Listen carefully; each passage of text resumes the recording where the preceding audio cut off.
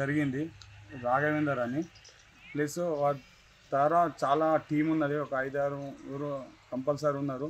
First Vinay, second Sriramaraju, Suresh plus Kranti, వీళ్ళు 5 ఉన్నారు. ఈ టీంని యథావిధంగా పోలీసు వ్యవస్థకు ధన్యవాదాలు చెప్తున్నాను. కంపల్సరీ ఏమైంది వాళ్ళ డబ్బుల్ని ఫస్ట్ నా ద్వారా 20 లక్షలు తీసుకోవడం జరిగింది.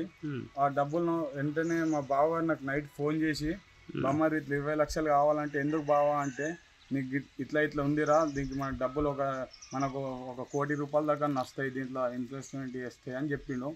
చెప్తేనే వెంటనే నాకు తెలిసిన వాళ్ళ దోస్తు ఫోన్ చేస్తే వాడు తెల్లారే 20 లక్షలు ఇచ్చిండు. నా ఉన్న వాళ్ళ 20 లక్షలు ఇవ్వడం వల్ల నేను వెంటనే కాలర్ తీసుకుపోయి హైదరాబాద్లో ఇచ్చేసిన.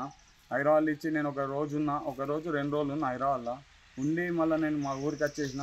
ఏమైంది బావ, డబ్బులు ఏమైందని మా బావకి అడిగితే, నువ్వు డబ్బుల గురించి టెన్షన్ తీసుకోకరా, డబ్బులు వస్తాయి, బిజినెస్ అవుతుంది అని చెప్పిండు. ఏం బిజినెస్ అంటే నీకు తెలియదు, ఎడ్యుకేషన్ లేదు నీకు ఎక్కువ, నీకు చెప్పిన అర్థం కాదు, ఆ బిజినెస్ అవుతుంది నీకు ఎందుకు రా అని మా బావ చెప్పిండు. నా దగ్గర రికార్డింగ్స్ ఉన్నాయి అవన్నీ. తర్వాత అది అయిపోయాక ఏమైందంటే ఇట్లా మళ్ళీ మోసమైంది, దాన్ని ఇట్లా కెమికల్ కావాలంటే ఏం కెమికల్ అని నేను అడిగిన. ఫస్ట్ ఏం కెమికల్ బావా అంటే, నీకు చెప్పినా తెలియదురా ఇట్లా అమౌంట్ అంటే, నేను వెంబడినే మా ఎవరో వాళ్ళ నంబర్ ఇవ్వు అని చెప్తే నేను రాఘవేందర్ నంబర్ అప్పుడు తీసుకోవడం జరిగింది. రాఘవేందర్ నంబర్ తీసుకుంటే, సార్ నేను డెల్టా కంపెనీ మేనేజర్ని అని చెప్పాడు. సార్ చెప్పండి సార్, నేను కాల్ డోర్లర్ని, దానికి కెమికల్కు మనకి ఇంత అమౌంట్ పడుతుంది సార్, కానీ మనము బ్లాక్లో తీసుకొస్తున్నాం సార్, దాని షూట్ దాని కెమికల్ మా బ్లాక్లో చేస్తున్నాం కాబట్టి కంపెనీ ఫీజు అయితే కోట్లు ఉంటాయి సార్ అని చెప్పాడు. ఆ కోట్లు అంటే మొత్తం కావు సార్ అంటే, మీరు అమౌంట్ మీతో ఎంత అవుతుందో చెప్పండి అంటే, నేను మన్నేమని ఇద్దరం కట్టాం సార్ అమౌంట్. మన్నేమేమో ఒక 20 లాక్స్ కట్టాడు, 28 లాక్స్ కట్టాడు. నేనేమో మళ్ళీ సెకండ్ టైం నేను 23 కట్టాను సార్. మొత్తం ఎన్ని కట్టారు? మొత్తం నాకు 75, మన్నేమేమో 30 లాక్ ఉన్నాయి. నీకేమైనా చెప్పారా ఈ చెంబు గురించి? లాస్ట్ మూమెంట్లో చెంబు గురించి ఇది ఎక్కడ నెల్లూరులో చెప్పాడు సార్. నెల్లూరు తీసుకెళ్ళి నెల్లూరులో చూపించడం జరిగింది. నాకు ఒక రూమ్లో పెట్టి దాంట్లో కరెంటు లేదు, ఏం లేదు, దీపాలు పెట్టి డోర్ ఓపెన్ చేసి దాంట్లో జస్ట్ ఒక 2 మినిట్స్ కూడా ఉండలేను సార్ నేను. ఆ విధంగా జరిగింది. ఆ 2 మినిట్స్లో మొత్తం స్మెల్ వచ్చేసింది, రేడియేషన్ అని చెప్పారు సార్. మనకు తెలియక మనం బయటకు వచ్చేసినాం సార్. తర్వాత ఏమైందంటే దీని రేడియేషన్ చాలా ఉన్నది, ఈ రేడియేషన్ తగ్గినాక అప్పుడు దీన్ని బయట రాష్ట్రంలో ఎక్కువ అమ్ముడుపోతుంది, మనకు మనీ ఎక్కువ వస్తాయి దీనివల్ల, అప్పుడు బిజినెస్ అవుతుందని చెప్పింది సార్. అంతతో నేను వెయిట్ చేస్తూ ఉన్నా. ఏమైంది సార్ అంటే, డైలీ ఎప్పుడు ఫోన్ చేసినా ఇస్తామని చెప్తారు, మళ్ళీ ఫోన్ లిఫ్ట్ చేయకపోవడం, ఫోన్ స్విచ్ ఆఫ్ పెట్టుకోవడం, వీళ్ళు అదే విధంగా చేసింది సార్ ఇంతవరకు. అందుకే నేను పోలీస్ వ్యవస్థను ఎంకరేజించిన సార్. నేను పోలీస్ వ్యవస్థ దగ్గరికి వెళ్ళిన, పోలీస్ వ్యవస్థ దగ్గరికి వెళ్తే నాకు డిఎస్పీ వెంకట్రావు సార్ బాగా సాయం చేశారు సార్. ఏమనో ఇప్పుడు రాఘవేందర్ దొరికింది సార్. రాఘవేందర్ దొరికిన నుంచి వాళ్ళు రాఘవేందర్ నేను ఇంకొక 5 ఇచ్చిన అని చెప్తుంది సార్. 5 నుండి పోలీస్ వ్యవస్థ దగ్గరికి తీసుకుంటే చాలా మంచిది సార్. వాళ్ళకి ధన్యవాదాలు సార్.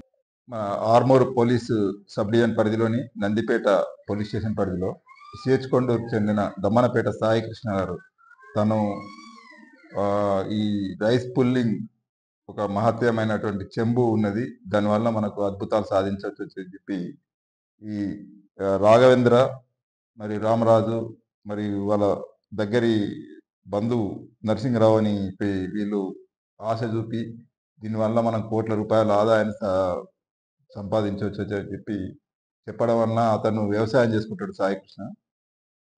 తను నమ్మి, ఎందుకంటే తను ఎక్కువ స్టడీస్ కూడా చేయలేదు, తన కష్టార్జితమైనటువంటి వ్యవసాయం ద్వారా వచ్చినటువంటి డబ్బుల్ని దాదాపు 38 lakhs ఇన్వెస్ట్ చేయడం జరిగింది, వాళ్ళకు మోసపోయి ఇవ్వడం జరిగింది.